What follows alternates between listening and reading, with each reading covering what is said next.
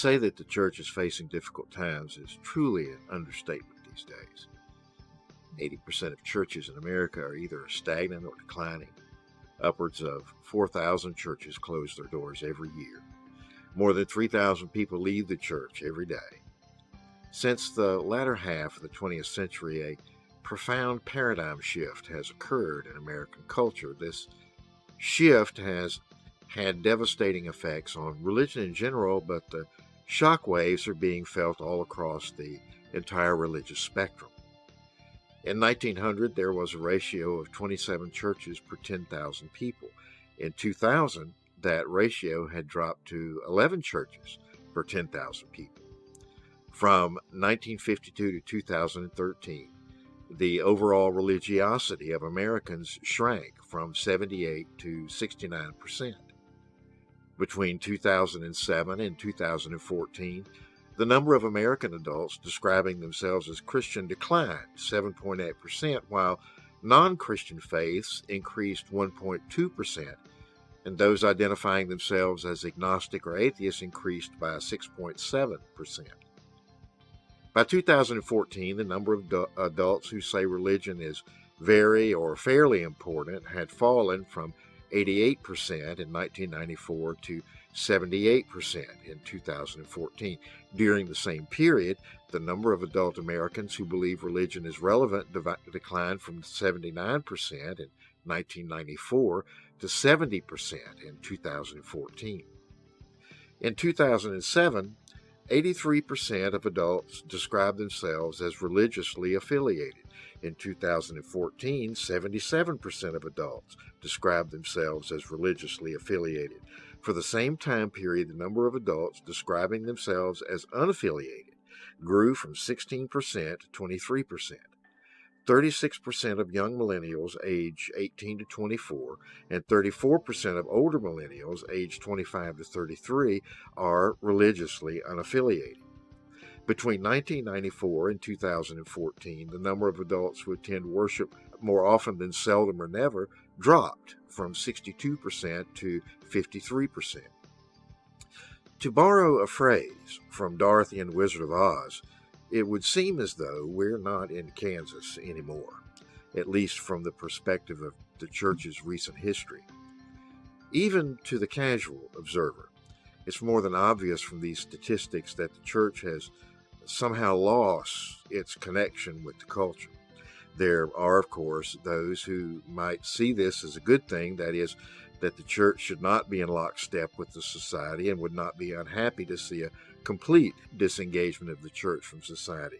The question, however, is this: how can the church be evangelical if it is disengaged from those that it seeks to evangelize? If the church is to regain its evangelical character and become relevant in such a rapidly changing environment, then it must find innovative and creative ways to speak the good news. In order to accomplish that task, there has to be an understanding of the nature of the systemic change that is taking place. American culture has transitioned from an analog to a digital society, from wired to wireless. This can be best described as the age of the four any's: anyone, anytime, anything, anywhere. It is now possible for anyone who has access to digital technology, regardless of their age or their education or geography, to access virtually anything, that is, information, advice, entertainment, services, or products originating anywhere in the world, at any time, 24 hours a day, 365 days a year, from anywhere in the world. Social connections no longer require face-to-face or hands-on encounters. They're now virtual. The result is that the sense of what constitutes community has drastically altered. One no longer need go anywhere in order to experience interactive and or interpersonal connections. Of all the institutions in our society, it seems as though the church has been the most affected by this change, largely because of our historically reactive rather than proactive posture, and this inherent resistance we have to change. No denomination, no sect has escaped the adverse effects of this paradigm shift. Congregations across the United States, including those in the United Methodist Church, are shrinking. 59% of United Methodist churches have 100 members or less. Congregations are aging. 39% of members in United Methodist churches are 65 and older. 33% are from between 45 to 64. There is much less gender diversity. 63% of United Methodist members are female, and evangelical churches are becoming, it appears, less evangelical. Only 19% of United Methodist Church members surveyed regularly participate in any activities reaching out to the wider community. At a time in which individuals have the means whereby to be connected in ways that we have never before imagined, every statistical study reveals that the church has become increasingly disconnected from both individuals and from the society. Recent studies also reveal an interesting but very troubling trend. While the percentage of Americans identifying themselves as religious has decreased, the percentage of those identifying themselves as spiritual has increased. The numerical decline of mainstream religion has been met by an almost reciprocal increase in non-traditional, non-Christian religions and in agnosticism and atheism.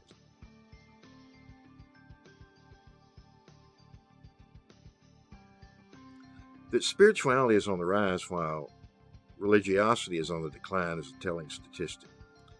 Denominational leaders as well as rank-and-file church members wring their hands in woe over the moral decline of our culture and the rejection of religious values. They point to the removal of prayer from the schools and the Ten Commandments from public display as cases in point. The truth of the matter, however, is that what the culture has rejected is not religion in general or even Christianity specifically, but rather the concept of religion in church as empire. You see, the assumption has long been that the religious growth of the 1950s was the gold standard for measuring what was normative with regard to religion in America.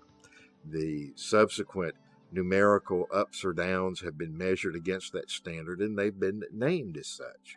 However, that surge of growth that was experienced in the 50s, most likely from a historical perspective, was a kind of post-traumatic response to all the fear and all the social disorientation that had resulted from 2 world wars and a Great Depression, the Korean War, the Cold War, the beginning of the space race, in which the Russians were in the lead, the proliferation of atomic weapons, the ever-present threat of nuclear annihilation. In an environment like this, individuals who are trying to make some sense out of all the chaos, well, they very naturally flock to religion. In addition, it was a time in which religion and culture existed in a more or less symbiotic relationship. Each benefited and validated the other. To be a good American meant that one was properly religiously affiliated, whether or not one was actually religious. Religious affiliation was a societal norm. It was the social upheaval of the 1960s that really changed all that. The obligatory societal norms were rejected and a general hostility toward anything remotely resembling authority surfaced. The civil rights movement, the women's rights movement, the Vietnam War, the issues of abortion and homosexuality not only served to fragment and polarize within the church, but they also upset that very fragile connection linking the church and society.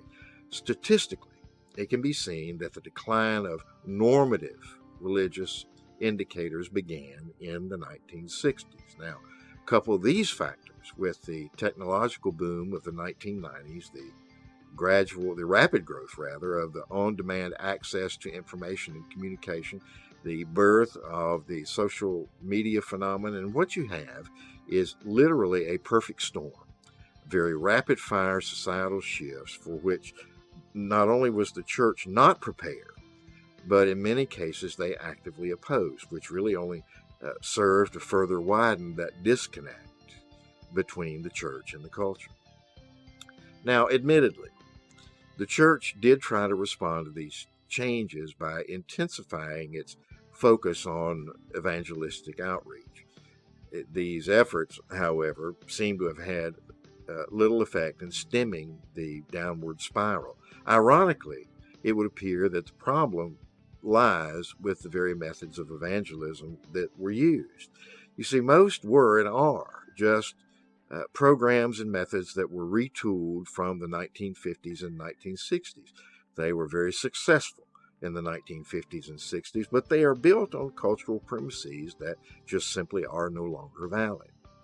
There is today a general distrust of institutions in general, and unfortunately, the church is on that list.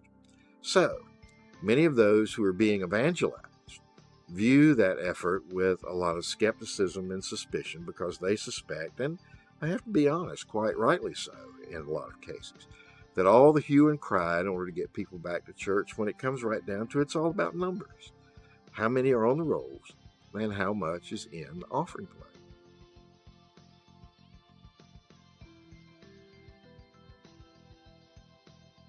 Now, taking all of these factors into consideration, it's little wonder that there are those who are writing the obituary for religion in America, and even within the church itself, that seems to be the opinion, that the church is failing, that it's teetering on the edge of, if not extinction, then certainly complete irrelevancy. In reality, this decline, which in all likelihood is not a real decline, but is just a return to what's actually normal, it's telling us something important about the church and about how God works in the world. You see, a declining church is not equivalent to a declining God, nor does a full and rich church equal an increasing God.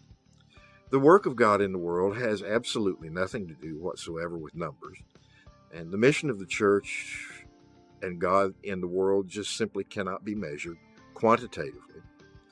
What God is doing can only be experienced qualitatively.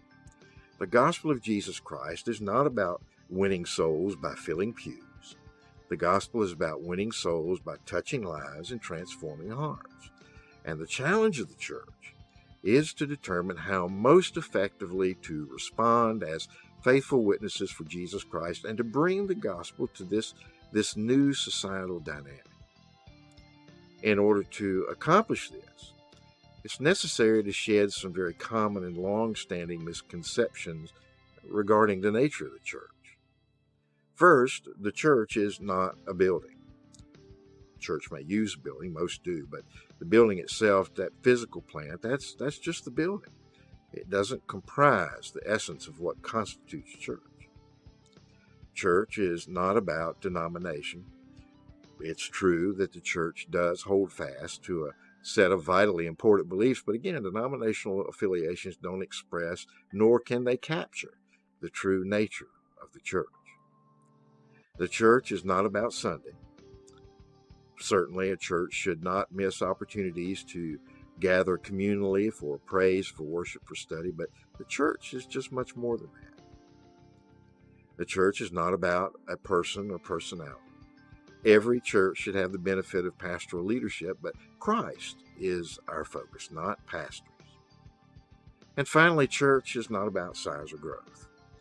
Even though every church is called to make disciples, the making of those disciples is one, for the benefit of those who are being discipled, and two, for the glory of God, not ours. Given these shifts in the cultural matrix, the challenge becomes one of rethinking church, of replacing the static with the dynamic. We must begin to conceive of the church as something that is mobile and on the move rather than a static address or a location. That is, something that is deployed into the community as opposed to something that is built or planted. Ideas that the church is a place to which one goes for 2 hours once a week have to be left behind and replaced by the concept that the church is about what we are every day of the week. We are the church. And the church is the hands and the feet of Jesus Christ in the world. Feet were not made to stand still. Hands were not made to be idle. Feet go, hands do. And discovering what that means for an individual church functioning within a particular community is the focus of the EnVision Project.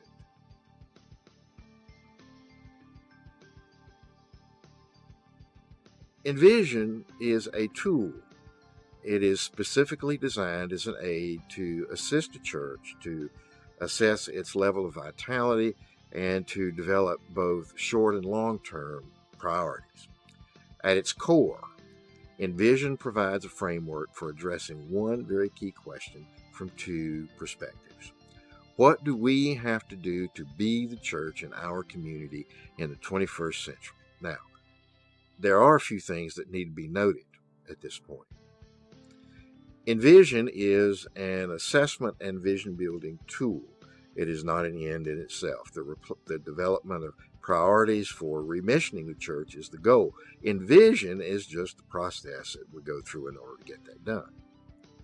EnVision is a cumulative process. Each step utilizes the step before it as a foundation on which to build.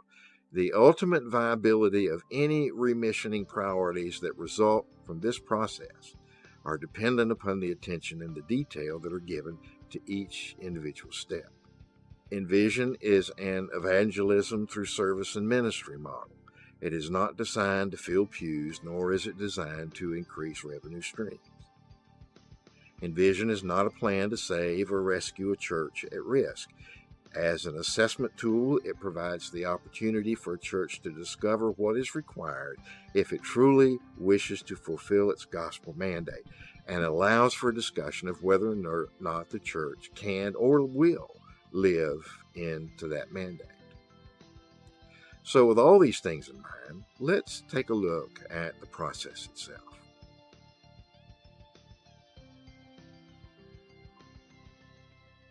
The first step of the process is the appointing of a team that will be charged with the responsibility for working through the various stages of the project.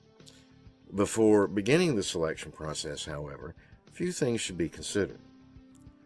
A small group setting, that is from 5 to 7 members, is the best venue. Smaller group allows for a greater degree of interaction among the members. That isn't to say that a larger group won't work. It will. However, additional attention will be required to ensure that each member of the team is afforded adequate opportunity for input. Although individuals in leadership positions in the church are the most likely candidates for selection, also include members of the general congregation so that an accurate cross-section of the membership is represented. In addition, while thinking about whom to select, remember that the very nature of EnVision requires that those who are involved be at least moderately open to new ideas and the possibility of change. It is also of vital importance that the members of the work team be able to make a priority commitment to the process itself. EnVision utilizes a structured Bible study type format as a framework. It focuses on prayer, study, and scripture from 4 to 8 weeks, depending on the pace of the work team. Meeting at least once a week is required for completion. Finally, keep in mind that while the work of the team is not secret, nor is it confidential, a general sense of discretion is advised. During the course of the process, there will be occasions during which sensitive matters regarding the church's inner workings and interpersonal interactions will be discussed. That honesty in these discussions is essential, cannot be overemphasized. Members of the work team have to be able to trust one another. They have to be able to trust the process enough to be able to freely share their input. So what happens in work team meetings stays in work team meetings. And once the selection of the work team is complete, its first meeting should be scheduled as soon as possible, and the agenda for that meeting should include introductions of the individual members, along with a brief statement by each one as to what outcome they desire for the process, an outline of how the process is going to proceed, an introduction to the study materials that will be used as a guide, setting the schedule for the meetings, setting up guidelines for how the team itself is going to operate.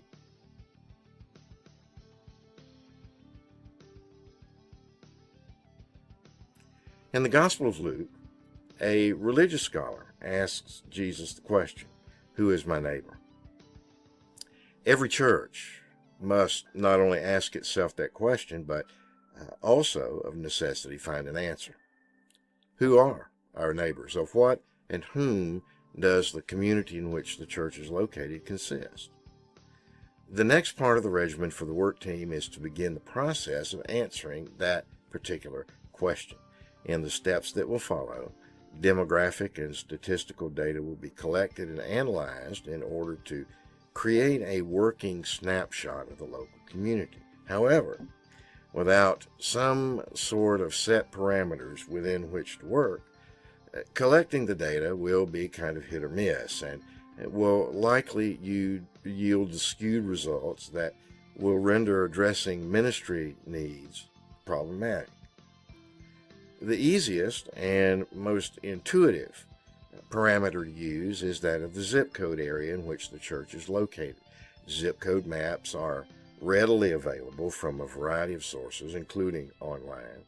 The benefit of this option is that the zip code is a more or less compact area with very specific boundaries.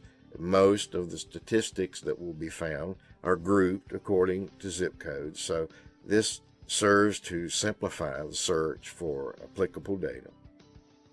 A possible downside is in the event that the church is located in proximity to more than one zip code. Then, at that point, then data collection becomes a little bit more of a challenge, but not overwhelmingly so. Another option is to use the church's location as a focal point and then extend the circle to include a certain specific distance outward. If the area of a zip code is too extensive, then this can be quite a functional alternative. It will require, however, a more detailed and attentive search when collecting the data. Care must be taken to ensure that the data collected accurately reflects the area that's been chosen. One focus that hasn't been presented here is that of targeting a specific demographic. The focus of the EnVision Project is a church's local community as it is. Unfortunately, the tendency among many churches today is to target very specific demographic groups for outreach and evangelistic efforts. By and large, these groups are chosen, whether consciously or subconsciously, because of the numerical benefits that they can bring to the church. That is, more young people, more children, more young families, increased revenue stream. And when this is done, there is usually little or no consideration given to whether or not that demographic is representative of the local community in which the church is planted. EnVision's philosophy is that God has intentionally placed each church in its specific location. And the mission of that church, then, is to serve and minister in that community. That is the first priority of the local church. And the challenge is to discover the ways in which God would have the church accomplish that mission. In the parable of the rich man and Lazarus, the rich man's condemnation was the result of ignoring that very real need that God had placed at his doorstep. So let us see this as the church being the rich man and the local community being the church's Lazarus.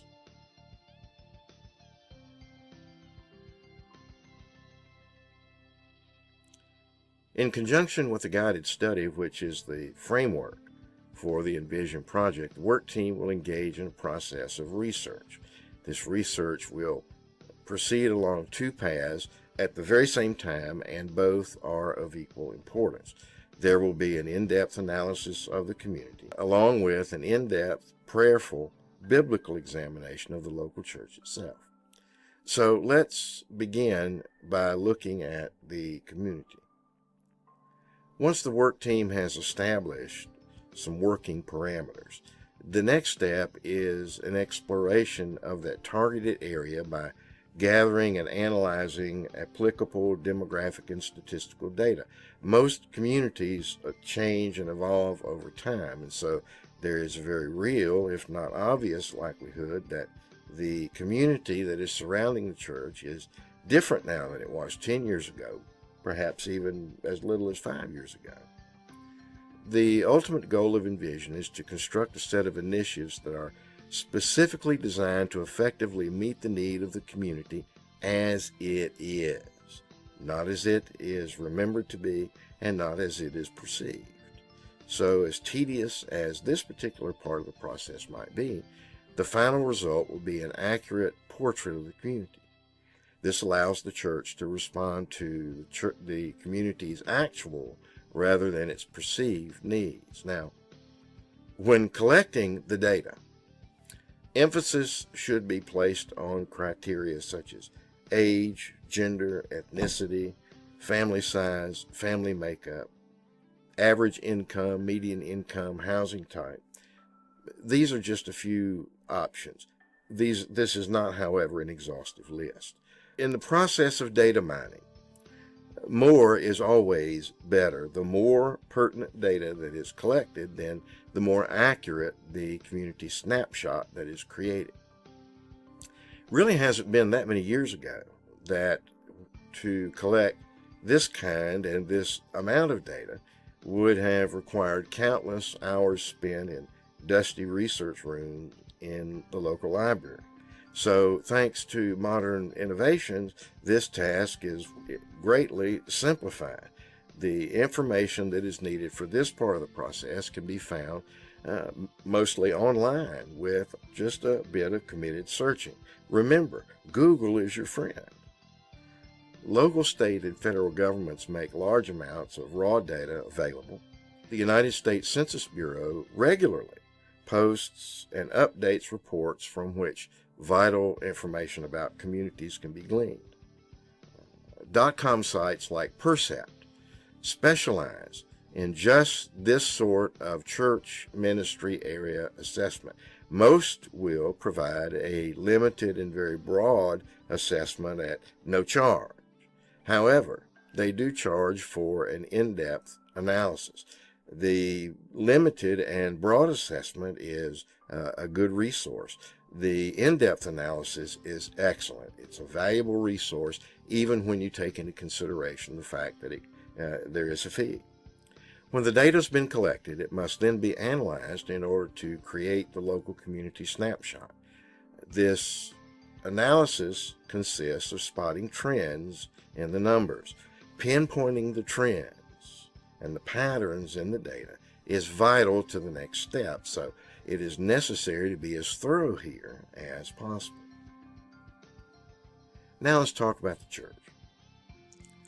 The second part of this process is somewhat more difficult and much more personal because it involves prayerfully, honestly, critically examining the inner dynamics of the local church with an emphasis on prayerful and honest. Each church has a particular character, a vibe, if you will. It can easily be sensed by those who come into the church for the very first time. However, it eludes most regular members of the congregation. The purpose of this step is to determine the nature of that vibe and evaluate the impact it has on effective ministry. The best place to start this discussion is to talk about what the church does well. Just like individual Christians, every local church has very specific gifts and graces. These natural, positive gifts are excellent foundations on which the church can build. Along with the discussion of the church's gifts and graces is another discussion concerning areas in which the church is lacking. What is it, in essence, that prevents the church from being vital and dynamic? And what Changes would be required in order for the church to be in mission to others. Now, admittedly, this is not an easy discussion to have. Most, if not all of those on the work team will have emotional ties and emotional investments in the church that go back maybe even for generations. Emotions can run high. They can evoke psychological defense mechanisms that, if they're not checked, can prohibit any progress in this area. Remember, this part of this step is not an opportunity to air grievances. It's not an opportunity to assess blame. It is, rather, the avenue through which the church recognizes both its assets and its liabilities. And the most desirable outcome is the maximization of assets and the minimization of liabilities. So approaching these issues with love, with a group commitment for creating the most positive worship and mission environment possible is absolutely crucial. So as difficult and painful as it may be to have this discussion, it's necessary if the church is going to move forward. In order for the church to move forward, it has to first determine what it is that's holding it back. So unless these obstacles to effective ministry are discovered and acknowledged, they just simply cannot be overcome.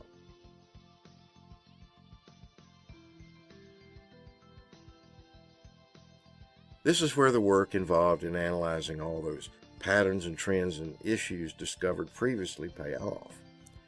Once the data has been gathered and analyzed, once an honest assessment of the church's inner life and structures has been completed, the process now can move to isolating what are the most significant needs that exist within the community and the church itself.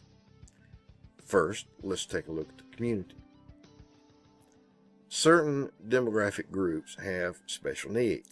The needs and the concerns of senior citizens are quite different from those of millennials. Those special needs provide opportunities for ministry, for outreach, for evangelism. Here's an example.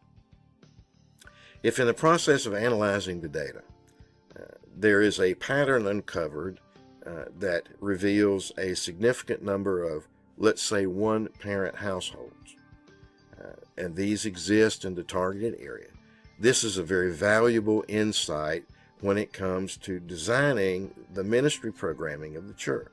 The Pew Research Center and the Barna Institute are excellent resources for this phase of the process. Both of these offer insights and guidelines as to characteristics of the various demographic groups, and they provide valuable information for assessing needs and prioritizing the importance of those needs. Many church programs either fail or produce lackluster results simply because they focus on addressing issues that are important to the local church and not specifically those within the community. So knowing the community is the key to designing successful evangelism ministry programming. Now let's talk about the church. Just as the previous step uncovered significant trends within the community, it also likely uncovered trends regarding the church's inner workings that inhibit effective ministry and service, and they probably require corrective attention. Neither effective ministry nor meaningful worship can take place in a negative environment. Now, while EnVision is not designed to fill pews, touching lives through service and ministry to the community naturally will draw individuals to Jesus Christ via the church. So making sure that the church is in a position to meet those spiritual needs as well as meeting temporal needs is vitally important. The findings of the work team regarding the church's inner dynamics are an important insight to direct the content of the church's in-house teaching ministry. And this teaching ministry is, well, it's kind of a double-edged sword, as it were. On the one hand, it informs, it prepares, it equips church members for effective ministry involvement. On the other hand, it provides an avenue for the spiritual nourishment of those who are going to be drawn to the church.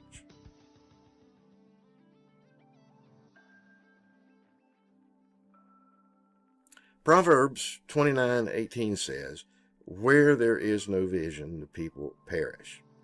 Without a vision to guide and direct activities, churches lose that sense of passion and purpose that they have. They shift their orientation inward. Symptomatic of this orientation is an inordinate focus on maintaining the status quo and being overly concerned and caught up in the minutiae of internal church politics. Such an orientation produces an environment that's not at all conducive to either ministry or evangelism. In order to construct a vision plan, gather all the information and all the conclusions that have been drawn thus far in the process, and begin asking the question: if the church is going to address need X, then what has to happen in order for that to become a reality? Now, answering that question is a lot more difficult than it might appear to be on the surface. For some of what must be changed is going to likely include things about the church that perhaps some members may draw a sense of identity. In some cases, very radical changes may be necessary, because moving from a mindset of maintenance to mission requires a major rethinking of what it actually means to be the church. Choose the most significant of the needs that were discovered from the research and analysis phase and begin to creatively construct ways that these can be addressed. Also, if there are issues of inner dynamics that the church has, these need to be addressed.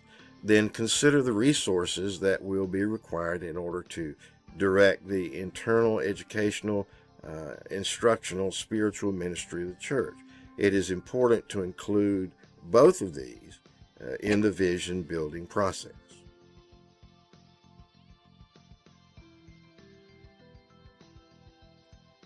Now, here's a real key.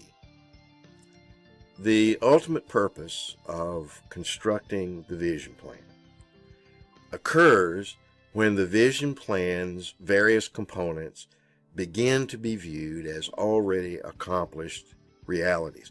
Once these initiatives begin to be seen from this perspective, then forward progress literally becomes a matter of living into the vision itself, becoming the vision.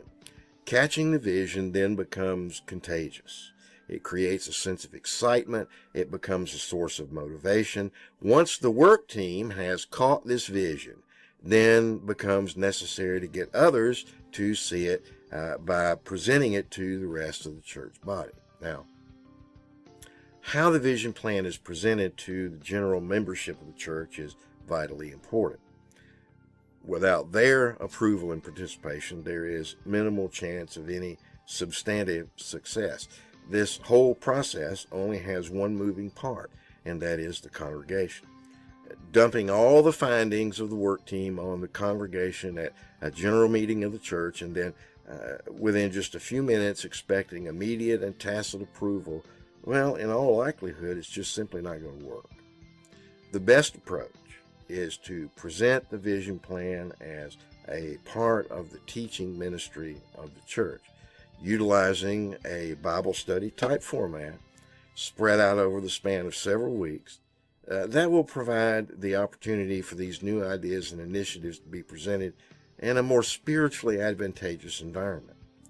In addition, it opens the door for the general membership to offer their own suggestions, their ideas. By inputting their ideas and thoughts, people then become much more accepting of what's being presented, and in the process, they begin to make the vision their own, which is precisely the goal of all of this.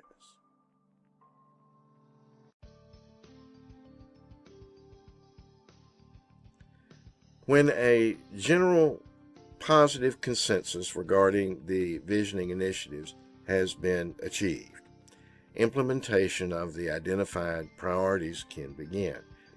Start with the simplest. Start with the most easily attainable.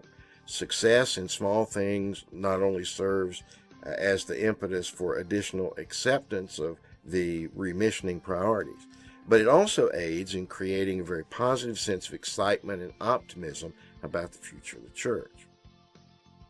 Now, while it would be wonderful for 100% of the general membership to be 100% behind 100% of the findings of the work team, that's likely an unrealistic expectation.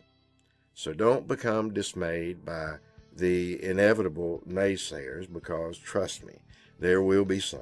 The church has never lacked having its fair share of glass half-empty people. Don't disregard them. They might have some valid points after all, which might just serve to bring a sort of finer tuning to the remissioning plan. As these initiatives are put into place, remember that this entire process is not only a long-term strategy, but it's also fluid. The EnVision Project, for all intent and purposes, is never really truly complete. Additional priorities will always be identified and hopefully addressed. The original assessment of community needs may be reprioritized as it appears needs change. Remember that God's work through the church is never done, so that means neither is ours. It's helpful here, I think, to refer to paragraph 202 of the Discipline of the United Methodist Church, which defines the function of the local church this way. The Church of Jesus Christ exists in and for the world. It is primarily at the level of the local church that church encounters the world. The local church is the strategic base from which Christians move out to the structures of society. The function of the local church, under the guidance of the Holy Spirit, is to help people to accept and confess Jesus Christ as Lord and Savior, and to live their daily lives in light of their relationship with God. Therefore, the local church is to minister to persons in the community where the church is located, to provide appropriate training and nurture to all, to cooperate in ministry with other local churches, to defend God's creation, to live as an ecologically responsible community, and to participate in the worldwide mission of the church as minimal expectations of an authentic church. Now, if all of that sounds like a lot of work, then congratulations.